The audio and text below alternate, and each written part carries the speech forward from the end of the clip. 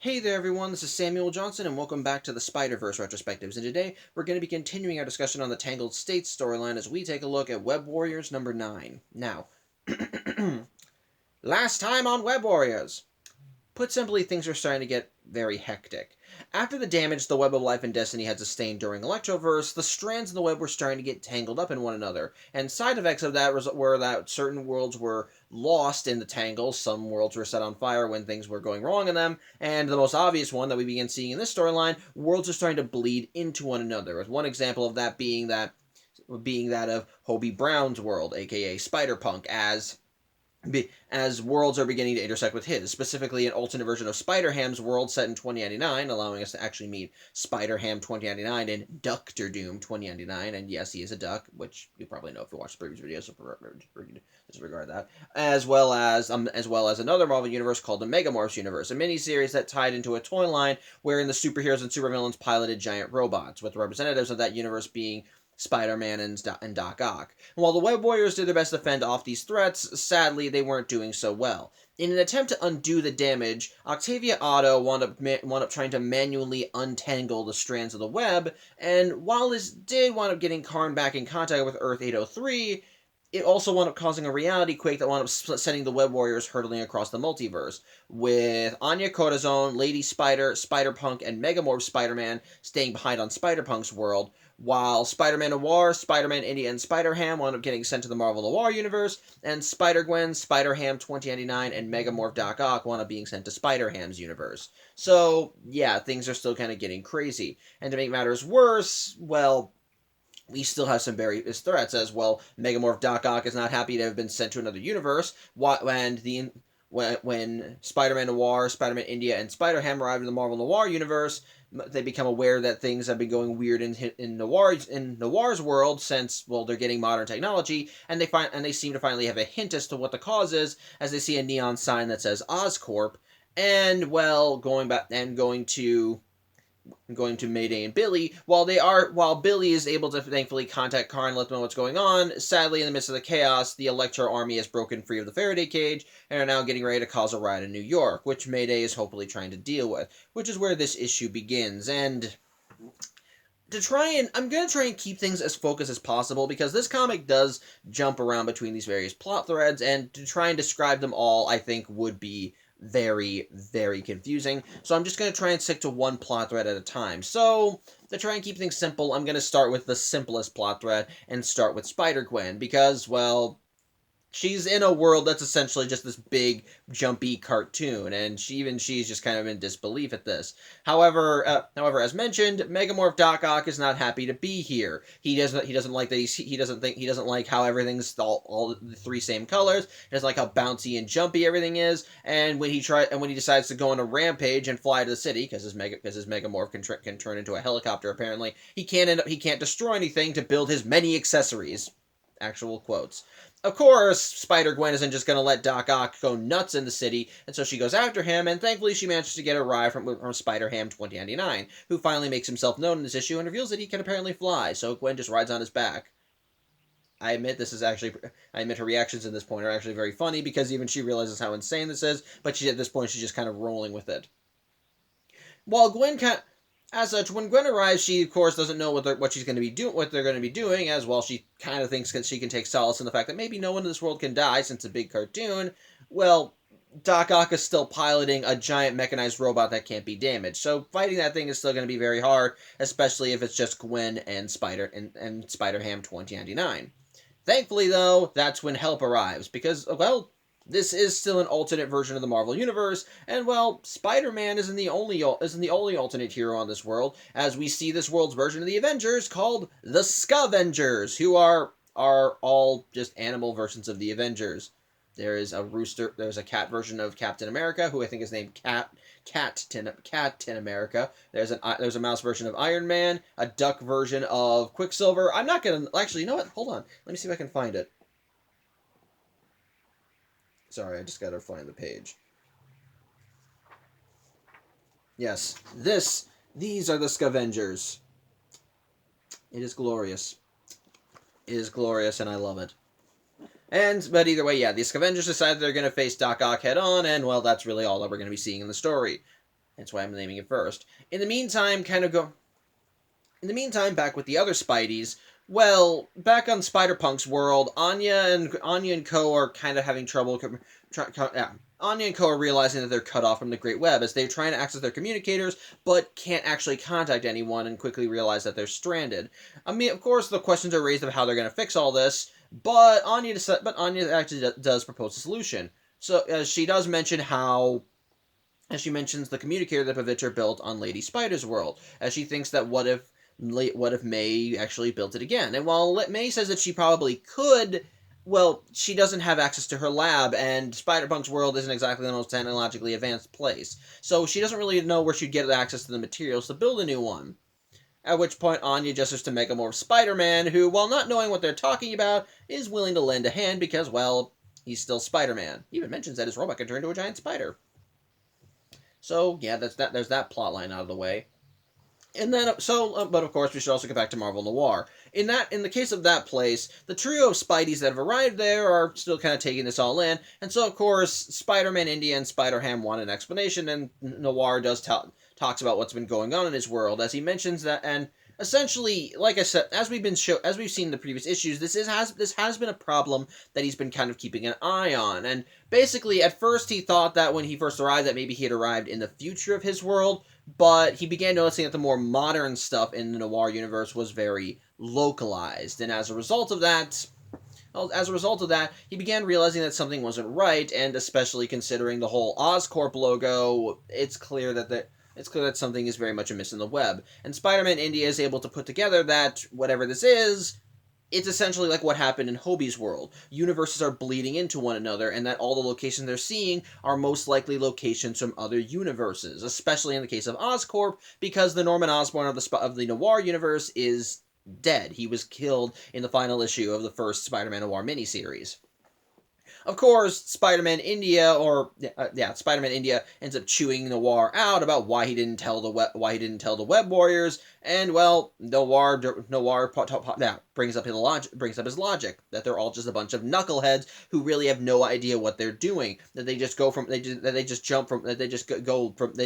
ride by the seat of their pants from one catastrophe to the next, and just clearly have no grounds or plans besides just jumping in and guns blazing. So he pretty much just thought that even if he did tell them that they wouldn't be able to do a thing, and that even if they did, and that for all he knows, it could have been them and all of their shenanigans that were the cause of all this mess. Which, in a way, is a fair point, but Spider-Man India also brings up a counterpoint.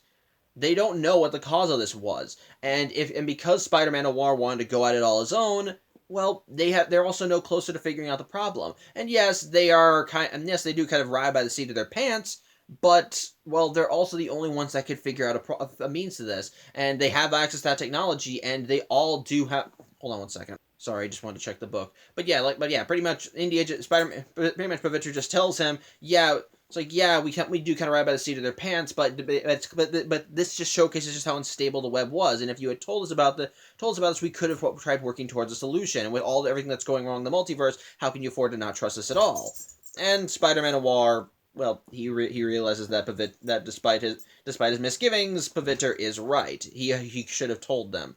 As such, the pair of Spideys begin trying to work on a plan. It's clear that whatever this is, it's symptomatic of the web being crazy, and of course, Pavitra thinks that maybe that they could just, find a way to fix the web, and it'll put all this back.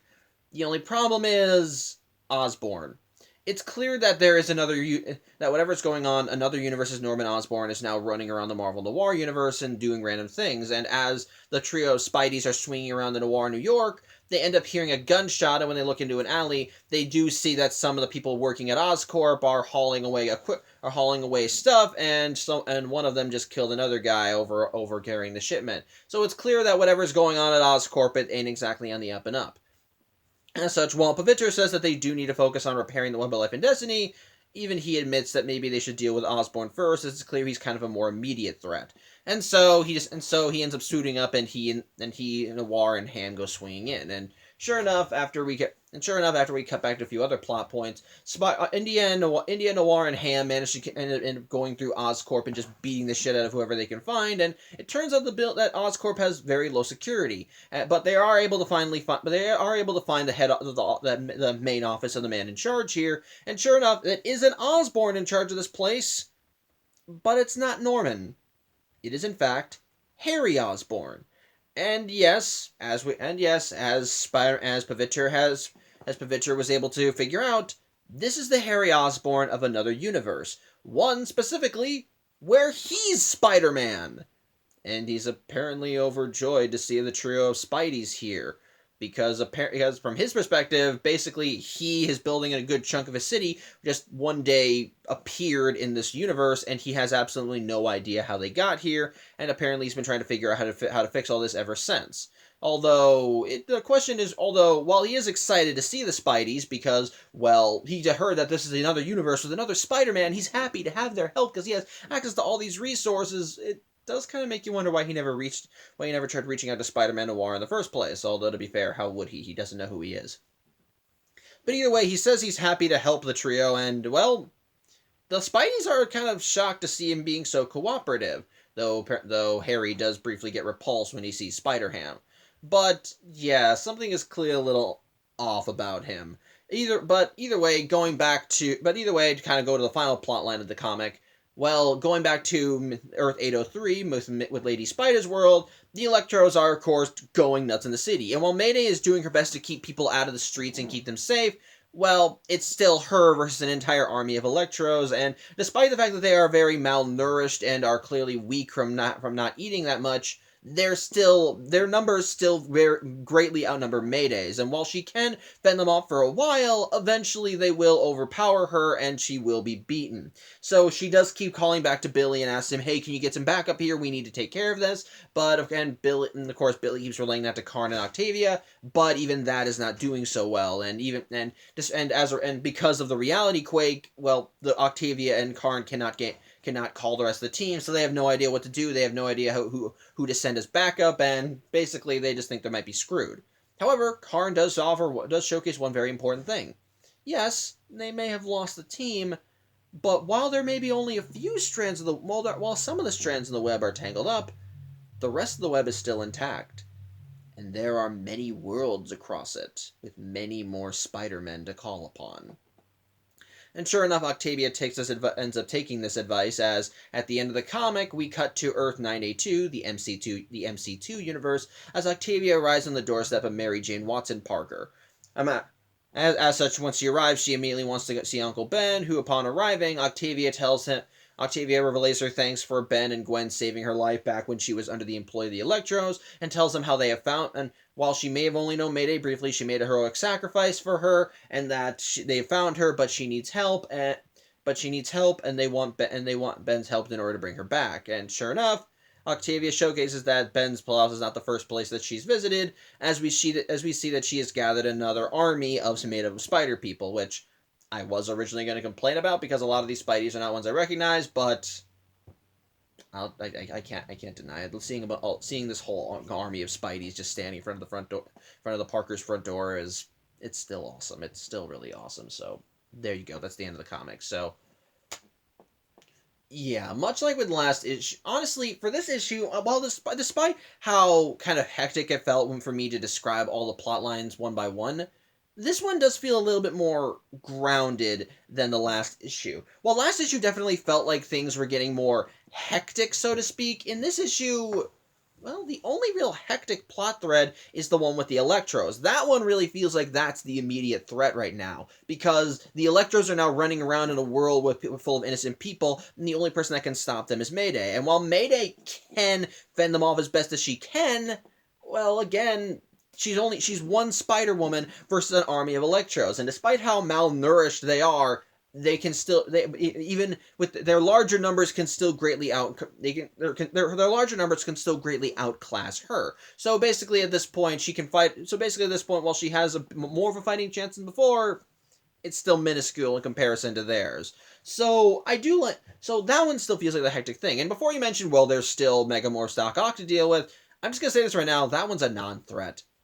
like that were like everything that goes on with Megamorph Doc Ock, it's nothing at this point. In compare when it comes down to him in Spider-Ham's world, he's more of a nuisance than an actual threat. He can't really do any damage in the city, and while unlike with Mayday and the Electros, it's not Spider-Gwen and Spider-Ham 2099 versus the giant robot. It's them plus this world's version of the Avengers. At this point, they're not good. It really feels like at this. It really feels like at this point that Doc. It really just feels like that one is the more insane plot, and that one's not really focused on that much because yeah, spoilers for next issue.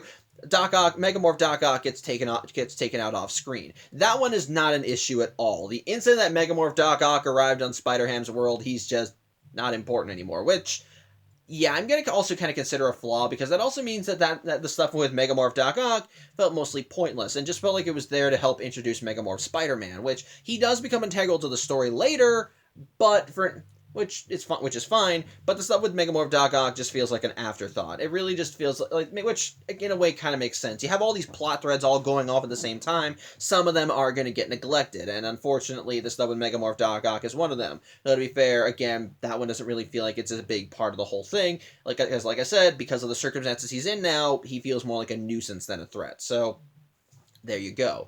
On the other hand, when it comes down to the other Spideys, we do get some more, of course, like I said, we get more plot progression with the Spideys that are trapped on Spider-Punk's world as they start trying to think of a plan to contact the Web Warriors, but again, that one's also minor as well in the grand scheme of things, so there's nothing really too big going on as they're just trying to think of a strategy to get in contact with the rest of the team, and that strategy mostly just involves, establishing communication. And well, while they may not have the proper resources most of the time, they have access to a giant robot. So why not utilize that while you can? But of course, there's still the stuff with Marvel Noir. That one is definitely more action packed than the other ones, especially with them going after Norman Osborn. But even that still feels mostly grounded. If anything, I can say this issue, despite all the multiple plot lines going on, feels kind of like a breather issue. Because at this point, the team is just kind of sitting around trying to figure out what to do next, in the face of all the craziness that they just got hit with. And likewise, they do try to think strategically, and there is some good plot progression in that regard, especially in regards to Marvel Noir, because because of course at this point now most happening in Marvel Noir's universe is known to Spider-Man, Indy, and Spider-Ham. And likewise, what I do like is that they try focusing on this, but it also kind of brings some of the tension that we've seen in the team to light, as Spider-Man Noir ends up talking about how he doesn't trust the Web Warriors, how he thinks they're all just a bunch of morons who honestly have no idea what they're doing and are only getting by pure luck. And which Spider-Man even counters by saying, yeah, they might be doing that, but they also are but if they had known about this stuff earlier, then they could have planned a solution, and it would have alerted them to just how badly damaged the web was, and they could have found ways to work around it. And because Spider-Man Noir didn't say anything, it led to further problems. And of course, he points out, how could you not afford to have trusted us if something like this was happening? Which, yeah, even Spider-Man Noir concedes to. I do kind of like that. It showcases that. Yeah, both sides kind of have a point. The Web Warriors may be riding by on luck, but they're also the people that are best qualified to deal with the situation. And yes, Spider-Man Noir, and yes, that was probably a good idea to kind of sit back and try and figure out what the cause of this was, but at the same time, if Spider-Man Noir had told the Web Warriors, then they could have worked on the problem together, instead of just letting the problem grow to the point that it has. So I do kind of like that little bit of character interaction, and I do like that Spider-Man Noir concedes. The only thing that really feels strange is, well, Harry Osborn, because there's something off about him. Like with the Spider-Verse tie into Secret Wars, Harry does not really feel like he's on the up and up, because after all, well, the first instance that something is off with him is that when his people were moving supplies, someone was shot and killed over it. Yeah, that's a clear sign that something isn't right. And again, while you can make the argument that Harry probably could not have contacted Spider-Man Noir because, well, he has no idea who he is, because I'm guessing maybe this version of Harry never met his world's version of Peter Parker. At the same time, which even then, how would he have known that? Well, whatever, I'm getting sidetracked. My point is, he made it.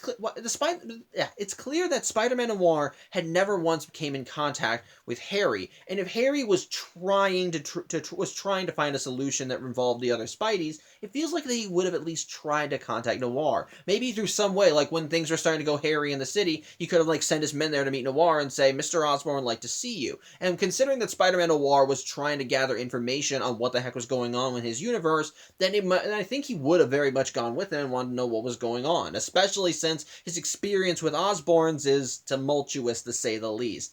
So I get the feeling that he would still want to know what's going on, and then likewise, he could have easily broken into... Likewise, even if he didn't want to go with Harry's people, he could have broken into his building, and Harry could have talked to him. So why not? So it feels strange that he never once made an attempt to try and contact Spider-Man Noir. Maybe it's because he thought maybe it wouldn't work, and he tried doing it on his own, and maybe part of the reason why he's excited is because he's clearly seeing that Noir is not alone, as he's in contact with other Spideys from other worlds, with Spider-Man India and Spider-Ham.